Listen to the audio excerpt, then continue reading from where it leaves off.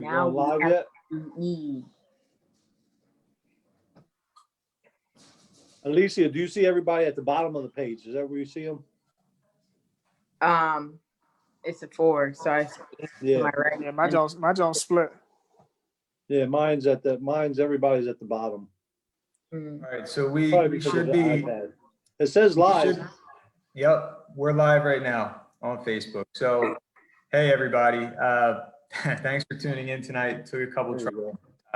This is In the Ring with Kings Promotions. Myself, Andrew Foy, and Kings Promotions CEO and founder, Marshall Kauffman. Tonight we have two very special guests. These are Kings Promotions fighters. We have Mike Fox, ranked number 13 in the WBA and the welterweight division, and we have Alycia Baumgardner, ranked number 3 in the WBA in the 130-pound division. So, hey everybody, how you doing? What's good? Good. Hey. So Marshall, Yes. what do you have to say to start off the show tonight? Well, as I told you earlier, I'm excited about this whole Zoom thing and how we can continue to go live and reach out to people from all over. That's my doorbell ringing. Somebody's at Who my is door. it? But I'm not answering. So I'm excited about it. You know what I mean? I think it's good. I'm excited that Mike's on here and Alycia, and I want to know what they've been doing in this time of shutdown. Yeah, so guys, why don't you tell us, Mike, why don't you start off? What have you been doing to keep yourself busy? Oh, I mean, I've been working out as much as I can. You know, I know a few personal trainers and everything, so I might meet up with them, train with them, and then I also my strength and conditioning coach. We're doing the FaceTime workouts. I do it right in my living room. You know, slide the couch back. We just gotta go to work. You gotta get it how you can now. So between workouts, I train some clients of my own. So, you know, just staying busy. Every now and then I slide out the house every couple of days, and I come right back in. Alycia, what have you been up to? Oh, me? Just staying busy as always. We've been running every other day with the guys. Just staying on my physical activity, running, doing my sit-ups. Most importantly, working on my mentality during this state of quarantine. I think it's important that we all focus on mental health. It's really easy to be in a negative space, but we can always make that positive. And I went on a raw vegan diet, so I've been doing nothing but fruits and vegetables and smoothies. So that has been a challenge that I accepted. So I feel really good though. I have great energy and I feel good, and just preparing myself until it's time to get back to the nitty gritty. Alycia, let me ask you, how's Coach Ali? Coach Ali, he's doing good. He's doing good. You know, he's, like I say, he's recovering. So we're just keeping him in our prayers and just healing for him. Great. So, he's off the ventilator now? I don't know. I just know that he's recovering. So we're just praying for him and making sure. For those of you who are tuned in that don't know, Coach Ali is Alycia's trainer, and came down with the COVID-19 and was admitted in the hospital and was on a ventilator and wasn't doing very well there for a minute. But it's good to know that he's doing well now. So just wanted to let people know what it is that we're talking about. So it's good to know that he's doing well. Of course, I had the COVID-19 as well. Yeah. Mm-hmm.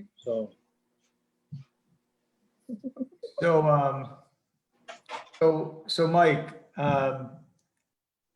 I guess the news of the WBA rankings, this isn't totally new to you. You've been ranked in the WBA for at least a year now or so, correct? Yeah, it was late last year. I think I first got the news in September. like a week before my fight in Bethlehem. I got ranked. I've been ranked. I was ranked number 15 up until I guess maybe January, and then I got ranked in the IBF too. So I'm at number 13 on both of those. So that was exciting to hear. But then we had so 2020. I was expecting a breakout year. Instead, we get an outbreak year. So yeah, right. I wanted, I want to let people know that are tuned in. A lot of our fans are from the Pennsylvania area. They might not be as familiar with you, although I think most of the people that follow us, know who you are, know that you're with us. But last year, 4 times. First fight of the year was on Showtime against, I'm going to butcher the name, Ergashov, who was kind of regarded as like a killer in that division. He had knocked out, I think, everybody he prior to that. His fight before the fight with you, I think he fought Sonny Fredrickson, who's a fairly highly regarded prospect from Ohio.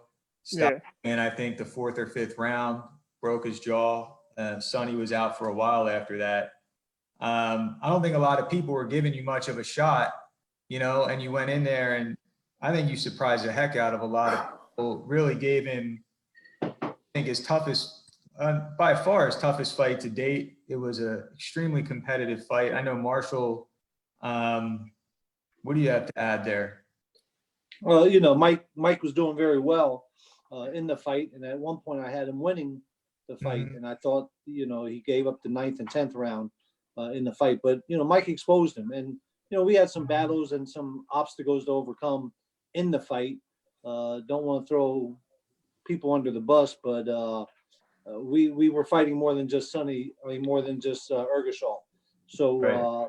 But Mike did very well, and I think Mike grew from that fight. I really do, because we didn't waste no time. We came right back and fought the gold medalist, and right. Totally dominated him and fought the kind of fight that I think Mike would have to, talk about this, but I think he fought the kind of fight that he could have fought against Ergashaw had he known what he known then, So I think he grew from that fight a lot.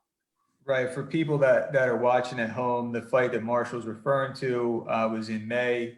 Mike fought a guy named Fazladin Gabnazarov, who was the 2016 Olympic gold medalist.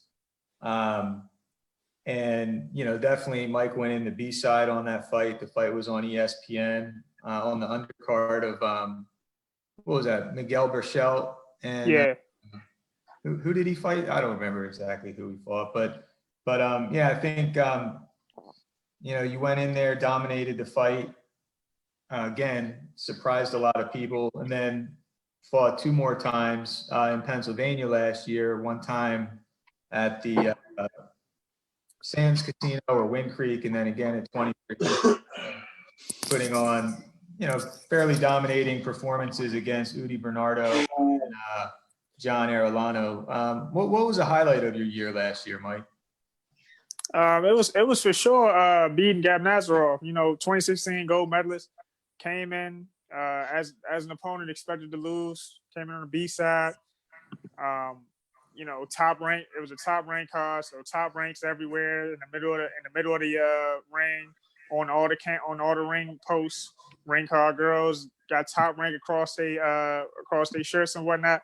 And we still came out victorious, and handily too, as a unanimous decision over a gold medalist. That was a nice little statement piece, especially coming off of my only loss. So that was without a doubt the biggest highlight of the year. Plus getting ranked by the WBA, everything. It was, despite that one loss, I had a great 2019. So I'm feeling good. I told Marshall after that fight, I said, sometimes you learn more about somebody in a defeat than a win. And I think that fight proved to pretty much everybody in the boxing world that you were a legit contender at that point. I don't think a lot of people may have been giving you a shot against you.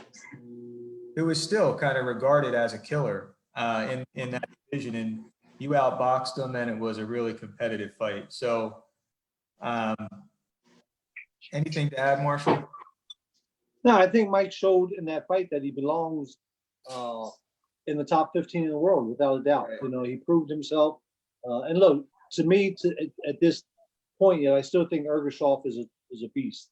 I think he's going to, if he can maintain 140, he's going to dominate a lot of 140 pounders, because I think he truly is a beast. But Mike showed in that fight, and he showed in other fights too, but in that fight especially, he showed that he can take a shot.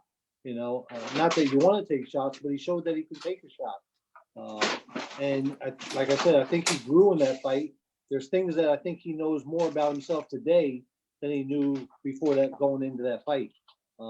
So, you know, I think it teaches you a lot in those fights. You know, when you go in there and you see the type of performance you put on, which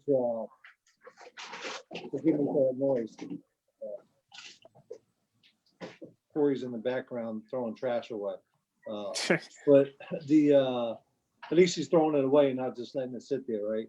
But I think Mike showed a lot in that fight. I really do.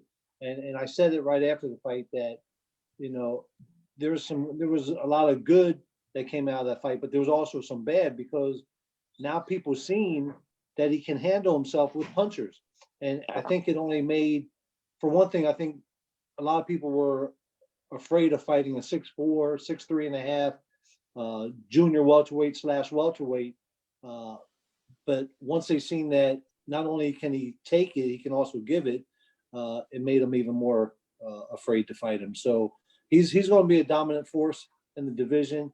And I truly believe, and I've said this to you many times, Andrew, I truly believe he's going to be a world champion. And once he wins that title, nobody's going to be able to take it from him. He's going to be a reigning world champion for a long time. And the only one that can beat Mike is Mike. Yeah, that's a great summary. Let's get on to Miss Baumgardner. So in 2019, yeah, 3 fights, 2 of them officially with King's Promotions. No, yes.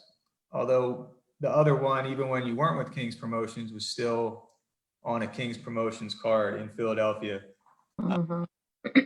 Pretty dominating year for you. 2 first-round knockouts over very experienced female fighters who have fought pretty much a lot of the top female fighters in the world in your division. Both of them you made easy work out of, and then you had kind of a nice get back after a long break fight against Annette Tabello in Florida.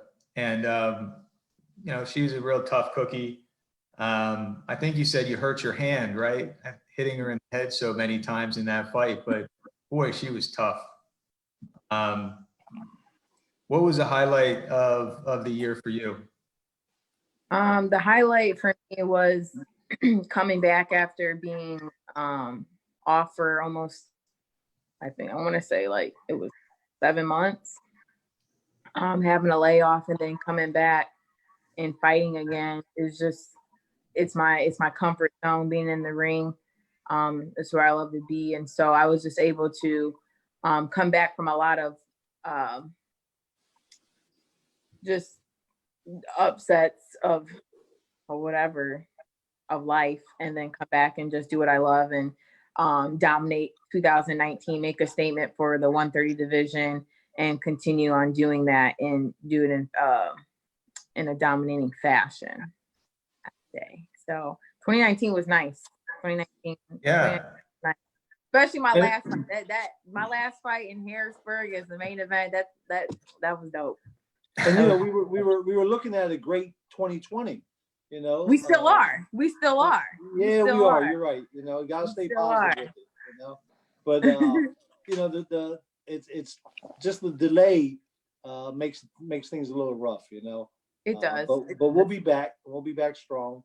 You know, but I know we will, and I feel confident about it.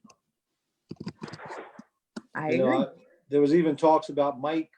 I forget. I think I told Mike about this. I was in negotiations trying to make Mike against Now my mind just went blank. Help me here, Mike. With the one that fought at 140 from New York. Algieri.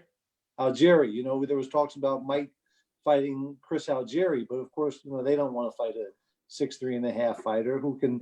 You know, the biggest thing is who can also fight, and it's not just that Mike. That's the important part that people learn. They learn that when they get in there. But if he was 6'3.5", and he couldn't fight, it's one thing.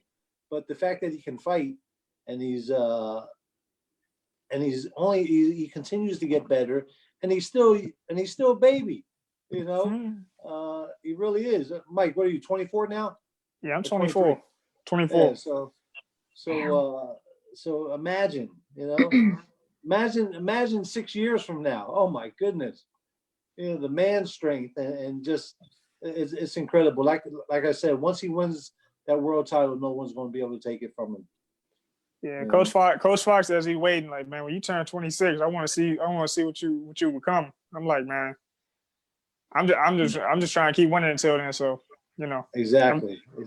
Speaking of winning, how did it affect you mentally from your first loss?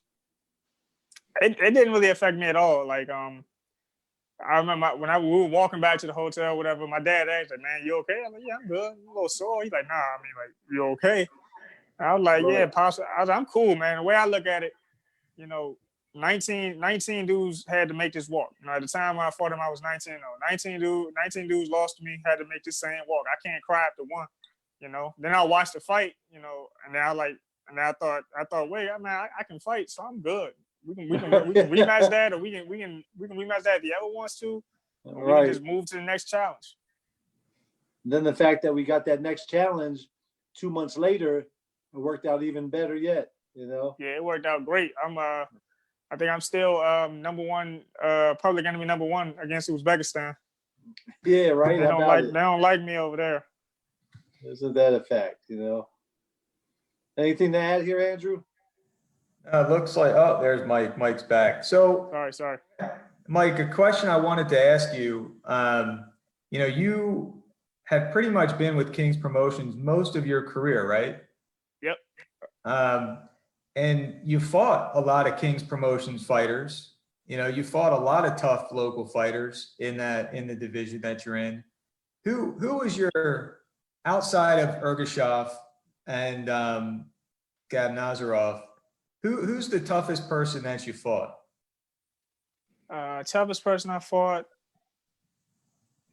Oh, that's easy. That's actually easy. Outside of those two is Trayshawn Wiggins from New York, without a doubt. I mean, that was one of those type of fights, you know, you needed to get ready for Gab Nazarov and Ergashev. You know, I think Trayshawn Wiggins, up until that point, he was like the first like big, real good puncher that I went up against. He was strong, southpaw. So in a way, I guess it was always it was like years before that fight actually took place. They was kind of priming me for against Ergashev. But Trayshawn Wiggins is without a doubt probably the toughest fight I had apart from those two. You know, that's interesting. I thought you would say Trayshawn Wiggins just because he's a real spoiler. I mean, he comes in on the B side frequently and either wins or gets robbed. And he's, you know, he pretty much dominated Sam Tia, who's the current USBF 140-pound champion. He's a real tough cookie. So that's who I was expecting you to say. You know, Alycia, you don't have quite as many pro fights under your belt as Mike. Who's your, aside from the obvious one, who was your tough? So many of your fights have ended in a first round knockout. Mm-hmm. Well, what was your toughest fight? Like I said, other than Which one? I just don't want to give it away because it's part of the trivia later. Oh, okay. I got you. Why don't we say that for the end? Okay, I got you. Look, one of my toughest ones was probably the one I fought in Florida. You know, I was just coming off a layoff. You know, I had this girl in front of me, and she was tough, man. I was hitting her real hard, and I had her hurt in the last round, which I really thought the ref was going to stop, but he didn't. But it was only tough because she didn't go down. So I'm like, okay, you know, she stood her ground, and I think, you know, that's just part of the resilience as a fighter, and so I respect her for that. But give it. If it was another round, she would have been out of there for Right. Yeah, I thought that the ref should have stopped that fight, but you got to hand it to her for staying on her feet the way that she did. sure. You know, she can say she went all rounds with Alycia Baumgardner. So That's right. So Andrew, you have the questions in front of you, correct? I do. Okay. How about if we get this contest going? I need the fans to chime in on who they think is going to be victorious here. You know, between Myke and Alycia, we got some good questions for them, and we want to see what their IQ is of with their boxing knowledge of one another. You know, and not only of each other, but of some people in boxing. And there's not many questions. I want to say, I think there's about 5 for each of them, Andrew. Yeah. And then 6 for a tiebreaker. If we go into a tie, if we go into that draw, you know, and so I'm ready to see how these two go at it. You know, who's going to throw the first jab? All right. So the rules of this are going to be simple. So you get 30 seconds to answer the question. Mickey Rosalo said Alycia is going to win. I told Mark. We're gonna see. We're gonna see. I said, I think Mike's going to win. I got to go with Myke. His IQ of boxing is through the roof. All right. Alycia is a lot prettier. Okay. right. But she's a lot prettier than Myke. But Mike's IQ is through the roof. And Myke was even doing this here before we went live. So let's get going then. So 30 seconds, no help from anybody. And the first answer out of your mouth is going to be your answer. So don't just start talking off the top of your head. All right. Think about it and then provide your final answer. And what is the prize here, We Andrew? just blaring it out. We just blaring out an answer. Andrew, what is the prize? The prize is $100. The winner gets $100. Let me get that. Let me get that. Use that right now, right? Yeah, let me get that 100 one time. So first question, and after I finish, you have 30 seconds to answer. You get one answer. Wait, so are we like you're gonna ask him and then you're gonna ask me, or we both have to blurt it out? No, you have separate questions. Okay, bet. Let's go. All right, Myke. Let's get it. What fighter who Alycia has been in training camp with is the current undisputed women's world welterweight champion? She is currently engaged in a social media feud with another female boxing superstar. Oh, that was easy. I think. Oh, you said undisputed? You get one answer and you got 20 more seconds. You said might need to undisputed, read, right? You might need to read that to him again. Seconds. It ain't Cecilia Breakers? You're correct. Woo! 1 point for Myke. Hey, Mike, do like this. I said, I want my percentage. Nah, hey, I got this, man. All right. Alycia, what fighter who Myke has been in training camp with is a former 2-time world welterweight champion? He was involved in one of the top fights of 2019. I don't know. You're giving up that easy? Yeah, I don't know. This is I know not the an answer. obscure question. Nah, I don't know that. Next. Throw one out there. Welterweights. I don't know. Okay. I get my 100 now. All man. right. All right. It's Sean Porter. Okay.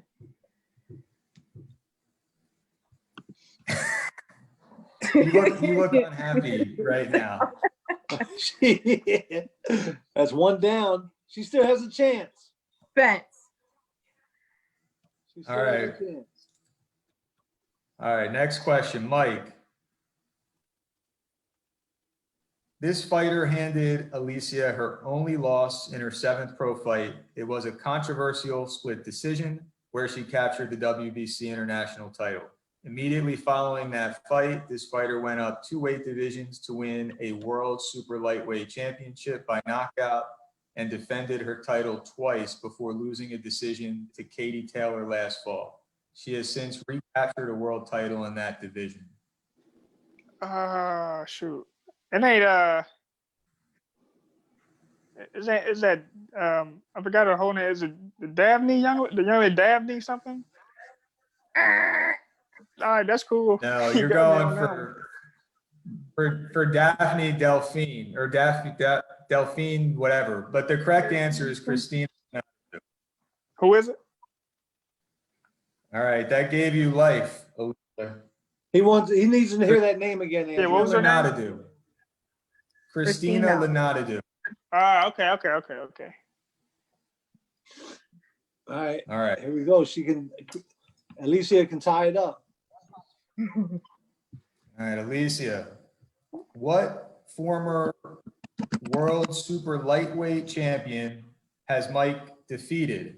At the peak of his career, this fighter fought consecutive fights against Zab Judah, where he lost his world title in a split decision, then Floyd Mayweather, who he lost to on points, followed by Miguel Cotto, who he again lost to on points in an attempt to win back a vacant world title.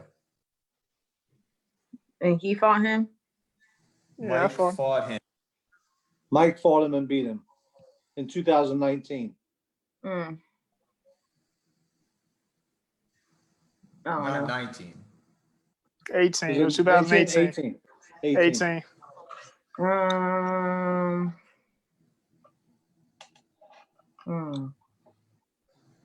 Where's he from? DC, correct? DV? The DMV DC. area. Fuck. I don't know. 30 seconds. All right. Mike's winning. That would be DeMarcus Chop Corley. Oh, Chop. I remember that dude. Corley. And this He fight fought was on one of on, those cards. and the fight aired on CBS. Gotcha. So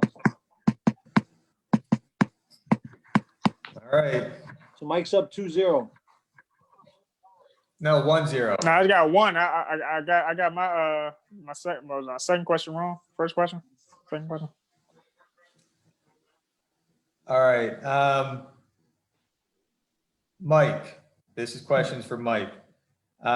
Floyd Mayweather is widely recognized as the fighter with the most wins in professional boxing history without suffering a loss. However, he's been the benefactor of several favorable decisions. Who is the fighter most commonly viewed as having beaten Floyd Mayweather? HBO's unofficial scorer, Harold Letterman, had this fighter winning 115-111 on his scorecard. And a hint, this fight was in the lightweight division. That's Jose Luis Castillo. You got it. Got it. Alycia, you knew that, right?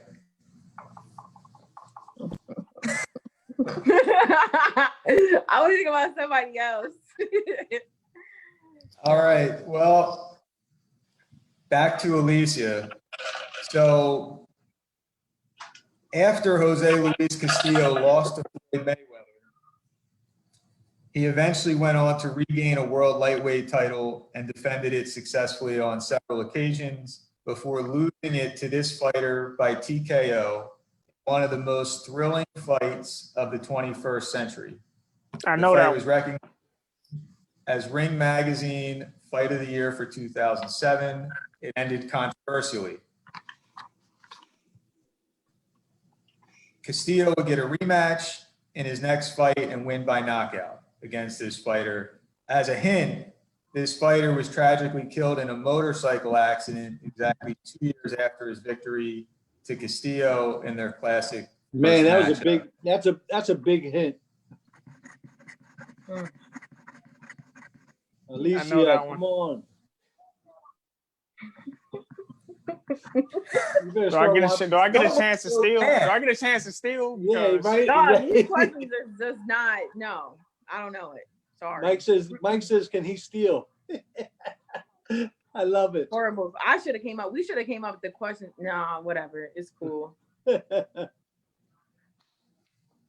right.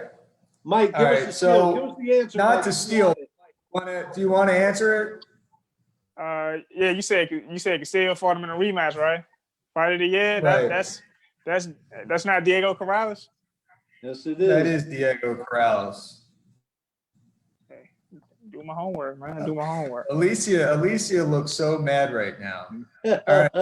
These questions is not the type of questions I was thinking about. Let's just say that.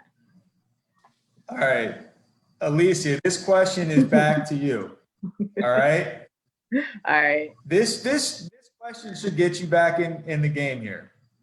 It's still only 2-0. You got 3 more rounds.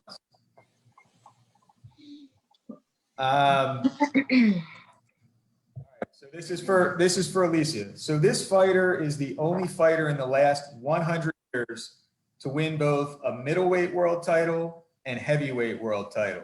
He also held super middleweight and light heavyweight titles and was named Fighter of the Decade by the Boxing Writers Association of America for the 90s.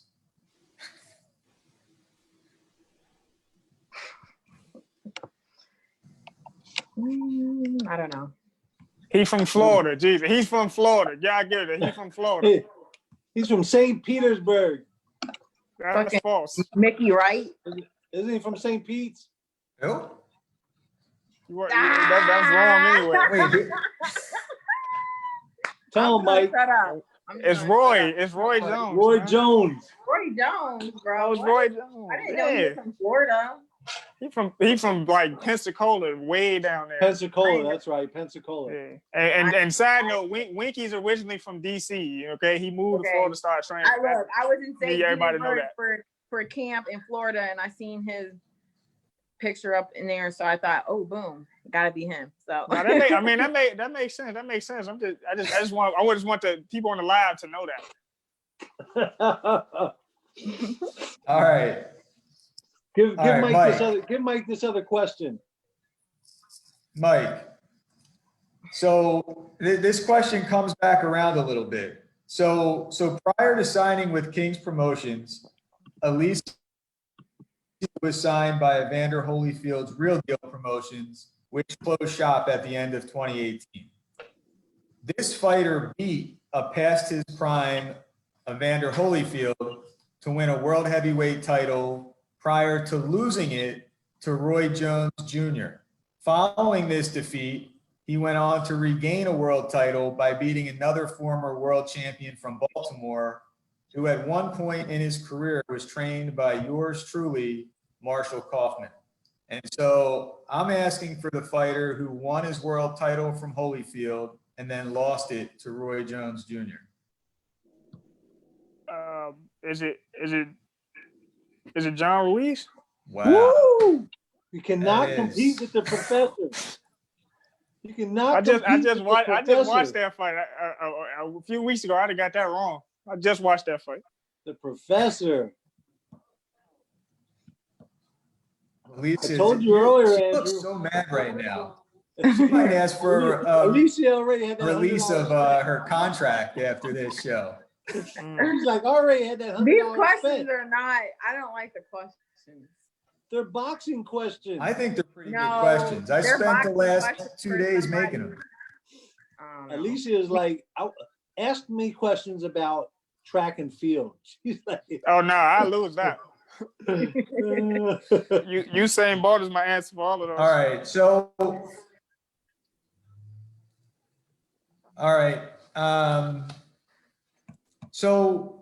so Alycia right now technically can't win.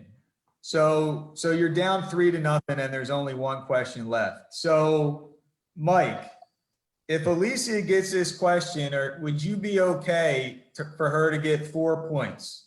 And then you would still have one more question left. All right, we can do that.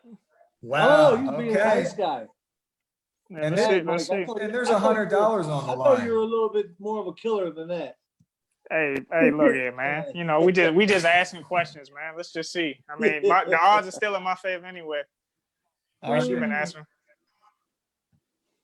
Let's roll. Let's roll. Come All on. right. All right, Alycia.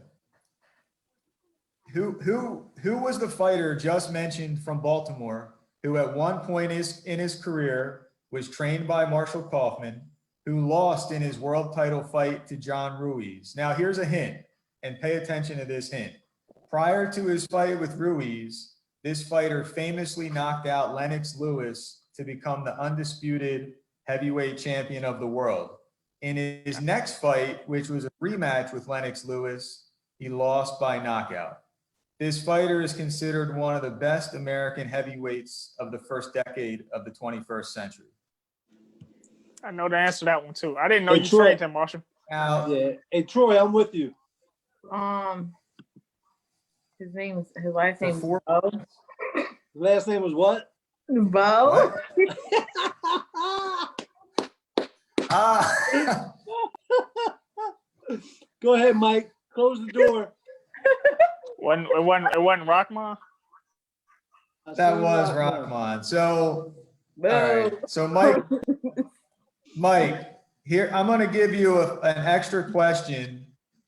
Well, it was a scheduled question, but if you get it, you'll have 4 for 5 right, and Marshall and I will put on an extra $50 on the prize. All right, bet. Dang. Right? Because there's no drama at this point. So at least has to be for money. All right. So Mike, Yeah. this well-known international heavyweight fought several classic matches with Hasim Rahman. He is regarded as one of the hardest punching heavyweights in the history of the sport. Surprisingly, he never won a world title and was outboxed by Lennox Lewis in his only world title opportunity for $50 on top of 100. Oh. He also had an epic war with Ike Iabuchi.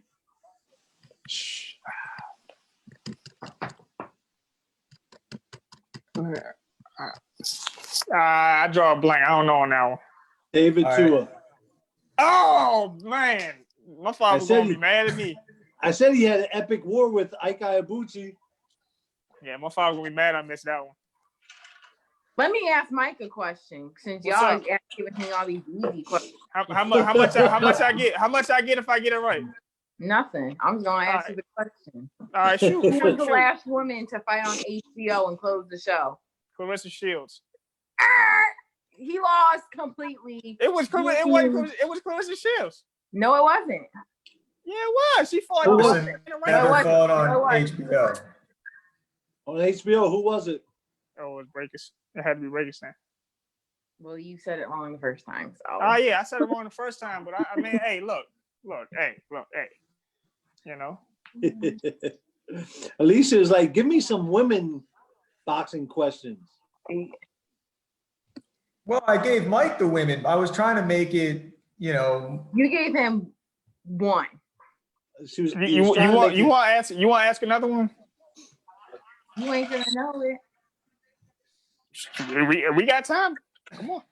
No, I can't win here. It's okay. We gotta ask. We gotta ask Andrew and Marshall a question, right? Go ahead, shoot.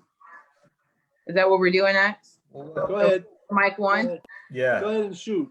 Okay, cool.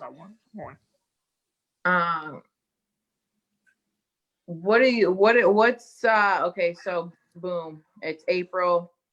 We still got a couple more months left in the year. What is something that you guys want to accomplish as a promotional company by the end of the year of 2020? Even though despite some of the months have passed due to this COVID, but what's in the plans? My plan as what I would like to see is to have you in position to fight for a world title. I'd like to have Mike move up in the ratings, Raees Salim, Marcus Bates, and that would be part of my plan, is to have everybody move up in the ratings and put us in position for bigger and better opportunities. And that's really what my goal and my plan is for that. Awesome. Andrew? Yeah, my goal is obviously aligned with Marshall's. I would like to see Alycia fight for a world title, or that be the first fight of 2021.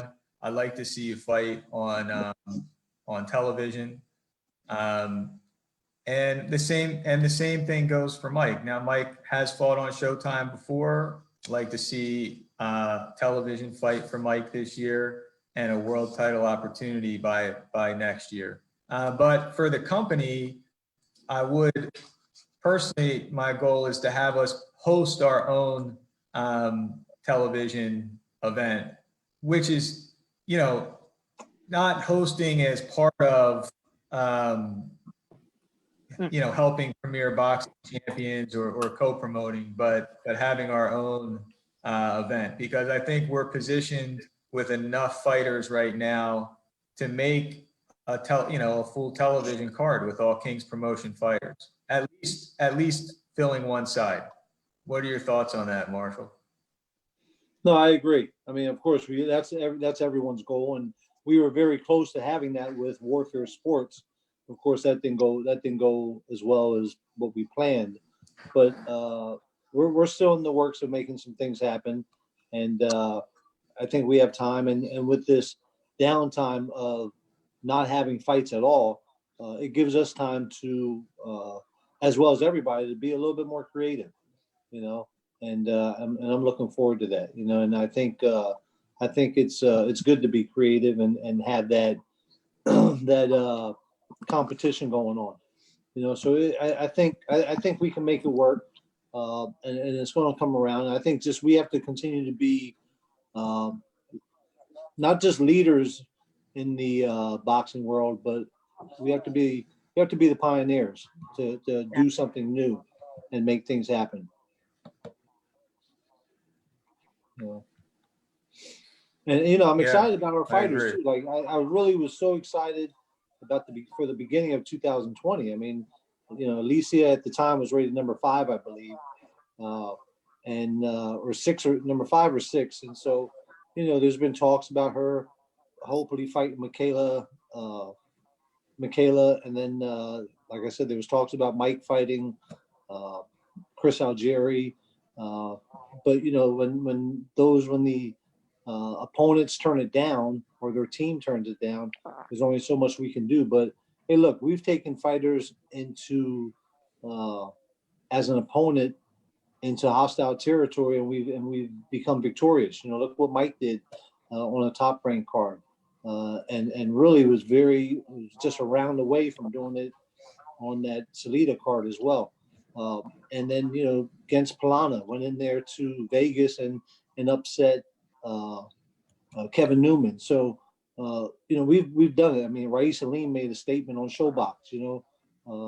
Marcus Bates went in and beat Hernandez when he was the opponent. So there's things that you have to take those chances, and I think I wish more boxers would see what these individuals are doing, and I think and I believe in my fighters. I believe in them because I think I personally put them through the test, and it's all about building fighters, and Brad Goodman is one of the best at it in building fighters, and you build them in those fights. Like when Myke said earlier, one of his toughest fights was Trayshawn Wiggins. Well, I think we fought Trayshawn when you were what, Myke, like 11-0, 12-0, somewhere around there. Yeah, right around there. Yeah, and Trayshawn might have been like 8-3. So it was like.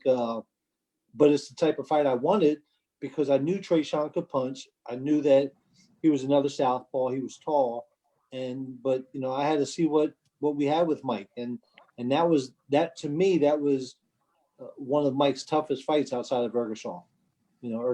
So as Myke said earlier as well. So it's all about building your fighter and putting them in the right position so they can continue to learn, and then you also hope that they have a good coach that they're learning inside the gym as well. And I truly believe that Myke has great chemistry with his dad. I believe that I've seen it with Alycia and Ali in the 2 fights that we've seen them work together.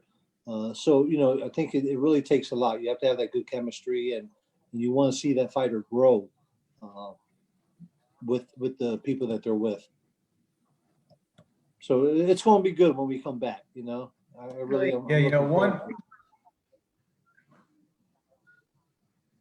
know, I have a question for Alycia and Mike. There's been a lot of talk recently, and Marshall and I have engaged in some talks about this, and we're thinking about it a lot.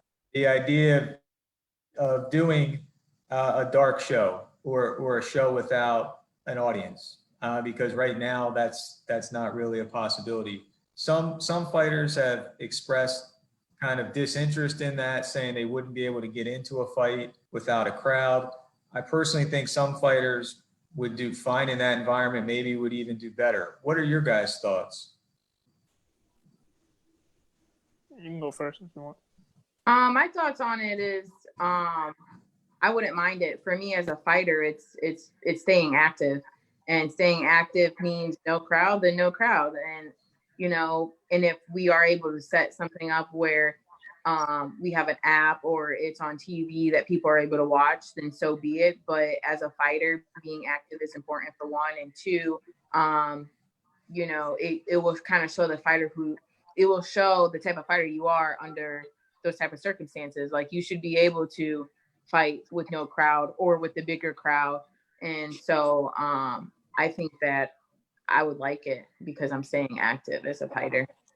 Exactly. You know, I mean, you've heard. Sorry, Mike, but you know, I've heard LeBron James talk about that he didn't want to play in front of a crowd, without a crowd. But look, I mean, for athletes who are coming up and trying to make a name for themselves and trying to get somewhere, as what Alycia just said, staying active is important. You know, we don't have the luxury. Boxers don't have the luxury of having seasonal sports. Their career is all year long. So they want to stay active. They need to stay active.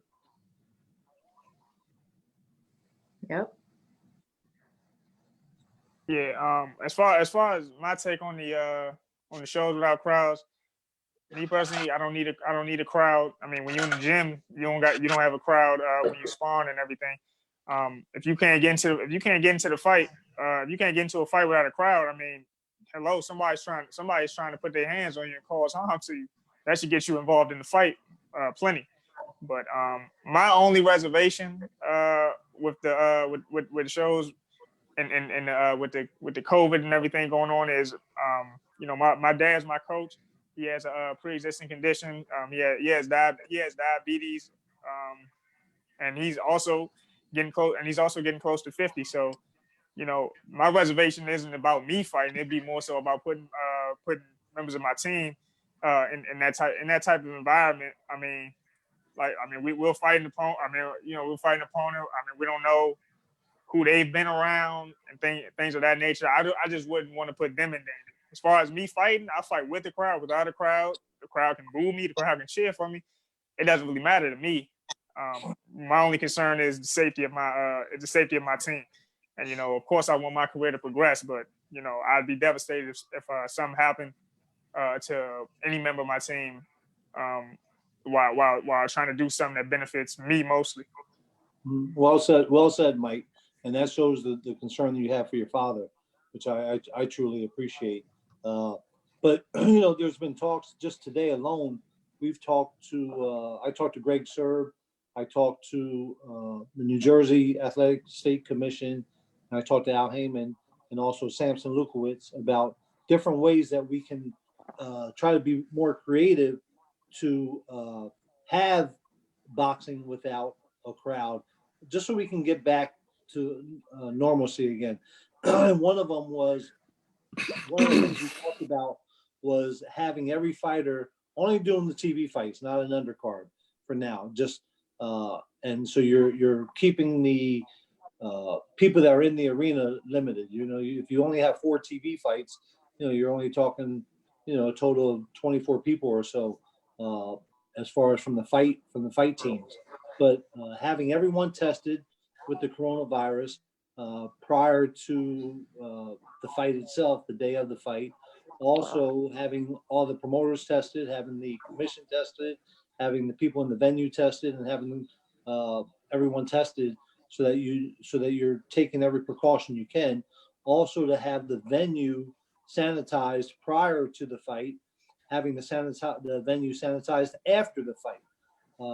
When the fighters come to the hotel, they have to stay quarantined in their room until it's time for fight time. When it comes time for food service, or then they have to do it, it has to be through room service. So those are some of the things that we talked about. And then once they fight, they would have to exit the venue, immediately. So those were some of the things that we discussed in our talk today, just on different ways to approach it, for the safety of everyone, the safety of the teams, and the safety of the fighters and everyone else involved.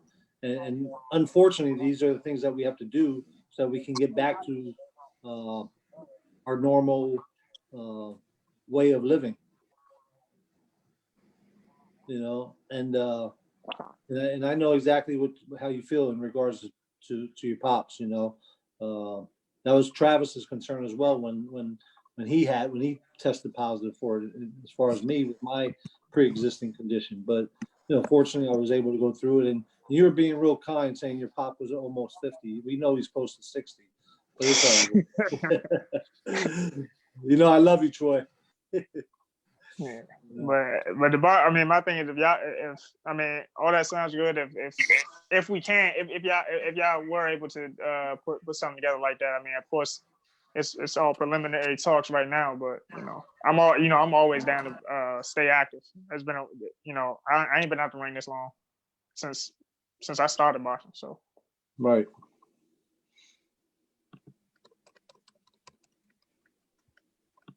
Andrew. Well, so either Mike or Alycia, do you guys have a question for each other that you wanted to ask? Hold on, what'd you say? Would you have a question for each other? Oh, I thought I heard him say Alycia. I was just kind of curious. Andrew. Serious. Well, so do either of you have a question for each other? Sure. How are you as a fighter and as a male fighter in the boxing game, it being competitive and everybody wanting that number one spot? How are you going to stand out different than the other fighters that are in your division, or the ones that are also coming up? how to stand out? To beat them, really. To beat them. That's how I really plan on standing out. I get off of fights. It's hard to get the other side to say yes, rather it be the fighter or somebody on their team that doesn't even mention it to the fighter. The best way to stand out is to beat these guys that they're high on, that are fighting on TV regularly. I know Marshall's working real diligently to get me in the ring so I can showcase my talents. But you can't really stand out against subpar. You can't stand out against like subpar opposition. You got to stand out against somebody by fighting somebody that people like. So that's my biggest thing. Just keep winning. Biggest thing is just to keep winning. Do it clean. Do it in a spectacular fashion. So that's the basic. That's the best way to for me to say it. Mm-hmm. You have a question for Alycia, Mike? Because I have a question for both of you then. My only question my question for you, you like you said, you're close to the number one at the WBA. How do you what's your dream, basically your timeline for it? What do you think? When do you if this COVID thing ends, when do you expect to get your shot at the title? Like Marshall mentioned, possibly by the end of the year. I kind of see maybe a late September, really. Maybe even August, depending on when boxing picks up. So sometime this year, would be nice. I would like to get a one fight before that if we can. But definitely by the end of the year. We real quick. Let me follow up real quick. Like, so if you would, if everything was to end, and you got to fight on kind of short notice, how much time would you say you kind of need for that fight? I mean, if they called you in like 4 weeks, would that be enough? Would that be too soon? I would say 4 weeks would be enough. I feel like for me as a fighter, I stay in shape and I stay ready. Again, I would talk it over with my team to see if that's something that we want to do, because in this boxing game, especially where I'm at in my stage, it's a journey and not a sprint. So the titles they're gonna be there, but it just has to make sense with my team. But as a fighter, you know, I'm always ready to fight. So yeah, of course. So you know, one of the questions, I was on a virtual meeting on Monday with a number of promoters around the U.S., around the world actually, and one of the questions that came up is how many fighters are going to feel as though they need a tune-up before they fight. What are your thoughts on that? As far as, do I need a tune-up before I go ahead and fight somebody? Especially being that everybody's been off. right. I feel like, again, I see it 50-50 for me. I think during this time, if you're not preparing yourself to be prepared for a fight like that, just in case, you know, that should tell you something as far as what, you know, you're capable of doing. Some people might want to tune up because they're kind of playing it. Well, I do need this tune up. Like I mentioned, like I might want to tune up because I was already scheduled to fight. And so it'd be my first fight of 2020. So that'd be the only way I would want another fight, is to start the year off. And then plus it's also to keep the fans and people involved in a way that, okay, she won this fight, she looked good, now what is she going to do in this world fight? It needs to be built as well. In the women's boxing, these type of fights need to be built and get the right recognition. So the money's there, the promotion's there, and all that. Because the women's, it's limited. There's limited women. And with the right promotion, it can make a really big fight. So that's another thing with not rushing a fight, especially a title fight. So Mike? I mean, yeah, for me, it's like it's like my dad said on the last broadcast. He said, man, if you sitting around, you're not serious about being a world champion, you know. So we keep that mind. We got the mindset where we train for opportunity, not events, you know. Exactly. We're not waiting for a particular date. We're just waiting on the next opportunity to showcase our talent. So that's why I'm trying to stay in shape as best I can, trying to keep my weight under control as best I can, because when they clear everything up, you know, we'll see. We're gonna find out. The ring tells the truth. We're gonna see who was doing something. We're gonna see who was lounging. You know, my guess is we're gonna get a lot of, oh nah, man, that's too soon. We're gonna get a lot of that's too soon. Yeah, man, this thing just cleared up. I mean, yeah, it just cleared up, man, but you could have been doing something. So, you know, for me, as long as it makes sense, I'll take the first opportunity that comes my way. I mean, we all been out of our gyms. You know, the gyms are our office. That's our office. So we all been out the office.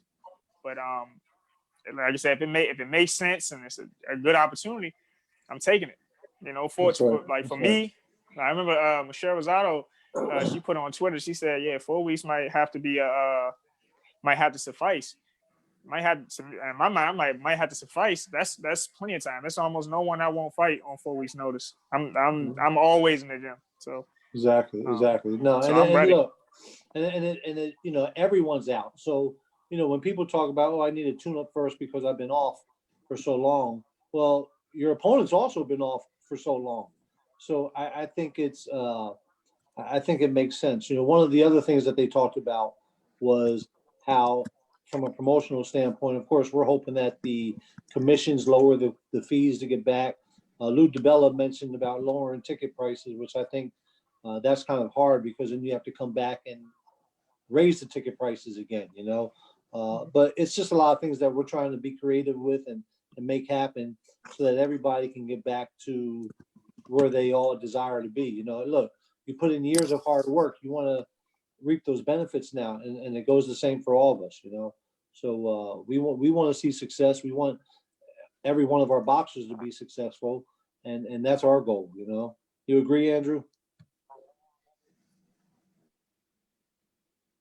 Andrew, can you hear me? Yeah, absolutely. I did want to. Yeah, can you hear me? Yes. Yeah. Can you hear me? Yeah, we got you. Yeah.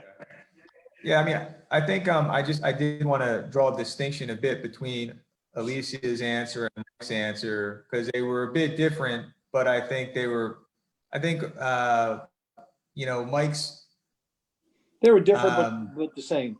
you know, as far as huh? Are you guys having trouble hearing me? No. No, you good. I hear you now. I hear you. Yeah, I think Okay, now what's struggling?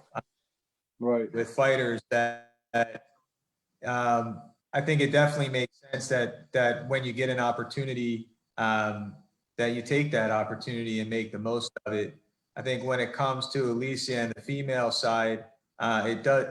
I do agree that it takes a little more build to make the fight what it can really be, and I think that you know, obviously we want to fight for a world title and do it soon. But at the same time, I don't think it would be wise to make a world title fight on 2 to 4 weeks notice necessarily from the standpoint of building it in the proper way. Right. You know, unless it was already going to be well established, you know, on a platform like the Zone or Showtime or something like that. But so I think it does require, you know, some more thinking. I mean, women's boxing is at a unique spot right now where I think it's really taking off, but it still has a far way to go. And you know, Marshall and I are hopeful that Alycia can be somebody to you know, I don't want to say be a pioneer, but be viewed as really you know, a breakout star in the female side of the sport. And I think because female boxing is in a different spot than male boxing, you know, the equations are a bit different. I don't know if my answer necessarily makes sense, but I'm basically agreeing with Mike and Alycia at the same time. But I can see how people might have viewed their answers as being a bit different. Does that make sense? Yeah. Yeah, it makes sense. That's why I was saying, like, it got the opportunity has to make sense. Like, if someone was to hit her up and say, "Yeah, we got that world title fight you've been waiting on," fresh off of the virus, like, if I'm her manager, I'm gonna say, "Hold up, man, you got to give my fighter, proper time. You know what I mean? You don't get a lot of these opportunities. You got to do it right." Me, from where I'm speaking is, you know, number 13, you know, people still got a reason to say, nah, don't fight him yet. You know, where I'm still trying to climb, but you know, I wouldn't say take on a world title fight fresh out the gate unless you're just up there, man, male or female. If you just up there, you don't really have a choice. But all opportunities got to make sense. You know, you got to weigh the options. So, yeah, it's not. Yeah, so you don't rush into it, but really consider it. If you ready, go ahead and do it. But like I said, world title. If there's a world title fight, nah, not fresh off of a world pandemic. I think great fights need great promotion, and especially with the world title. So they shouldn't be any less than a regular fight. The right promotion is important. So Is there someone out there, Mike, in that 147-pound division that you have your eye on that you would like to fight? I know you would say probably all of them, but who is it in particular that you see that you would like to challenge for that world championship if it was presented to you within the next 2 months? The next 2 Because months. being in the top 15, you're in that rating now where you can fight for that world title, you know? So Yeah, I'm hip. if they called you and said, hey, look, we have this fight for you against so-and-so, who is it that now carries the title at 147 that you would be interested in going after? The champs. Shoot, if they I think if they would have called me for like, you mean for one of the world champs? Correct. Yeah, if they would have called me for like for Manny Pacquiao, I think, you know, I think I would take that opportunity, just as, you know, he is old, he is a little older. I mean, it's not that he's necessarily slowing, but, you know, I think my style would give anybody trouble, but I think with his age a little bit, my lateral movement, I think I'll give him trouble, because I mean I'm 6'4", he's like 5'6". I also think, and you know, I love Danny Garcia, but I also think you beat the brakes off of Danny as well. I would fight Danny too. You do the same thing with Danny. I think your more challenging fight would be against somebody like Crawford or Spence. But you know, you're not that we're running from them, but at this stage in your career, it would be more of a okay, we need 2 or 3 more fights, you know, that type of thing. But anyone that I personally think that you're ready for right now today, of those champions, is Pacquiao or even Danny, you know. And I believe I think Danny holds the WBA, doesn't he, for one of those titles? Nah, he doesn't hold any title. That's why I didn't name him. He is the #1 contender for the WBC, I believe. Oh, he got, because when he fought Red Cash, right? It was for the Eliminator. Yeah, that made him #1 for the WBC, I believe. That's why I didn't name it. I didn't name him because I thought you meant like one of the champions. Right. I got you. So, and Alycia, who is it that you would like to fight if the I know the answer to that one too. What's the answer? Michaela Mayer. Yeah, she one of them, but anybody, for real. Anybody. And I say anybody because as an athlete, as a woman boxer, and as boxing as a rising, we need challenging fights. We need fights that are going to be great for women's boxing. And I'm the athlete that wants those type of fights that's going to be great for the crowd and just for the public, of people understanding boxing and understanding that the women's side of it as well. So anybody I would like to fight. Michaela Mayer, she's definitely on my radar. She's been on my radar. She can definitely get this work. I know we were in discussion about when we were talking the one day, and Alycia said, look, Clarissa Shields, if she wants to come to 47, we can meet at 47. She says she can get this work as well, you know?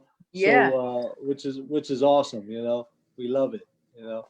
And, you know, look, and prior to all this, we were in talks with Stephen Espinoza about you possibly getting that opportunity to fight on Showbox against Melissa St. Ville or Ronica Jeffries. You know, we were trying to make something like that happen, but of course we never got anywhere because the pandemic hit and we were sort of stuck there, you know, but in time it's all going to come together.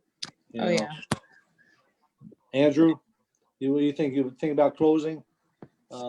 We've given our fans an hour of this. Yeah, I think we should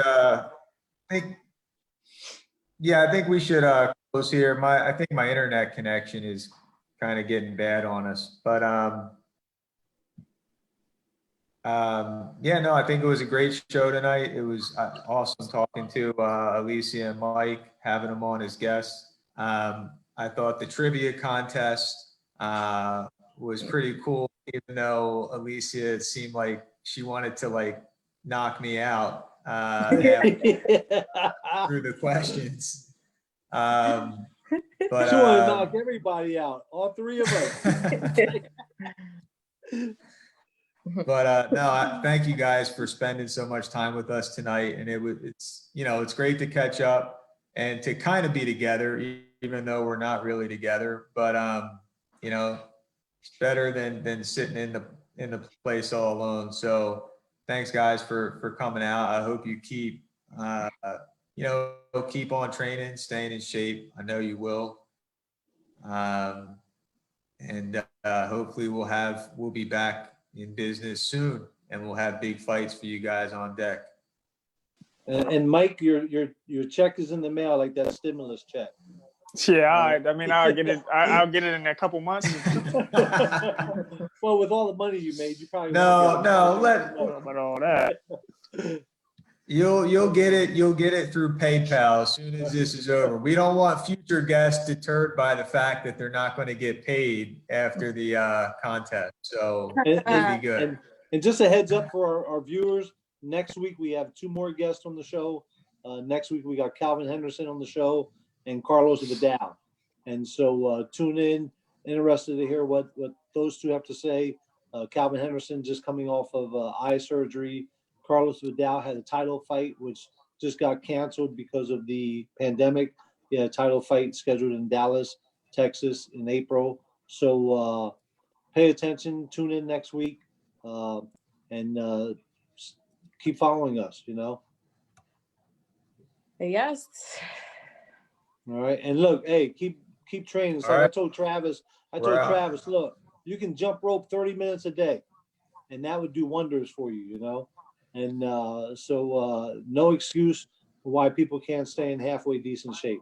Not boxing shape, but at least decent, shape, and one of the things that we also are going to be concerned about when going back is the sparring, Everybody has to be concerned about the sparring. So take every precaution, wash your hands, do everything you have to do.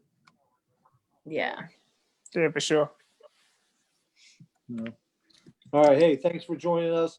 All right. So we're out. Thanks for having me, guys. Thanks for having me. Thanks for being on. Thank you. All right. Talk to you soon. See ya. Bet.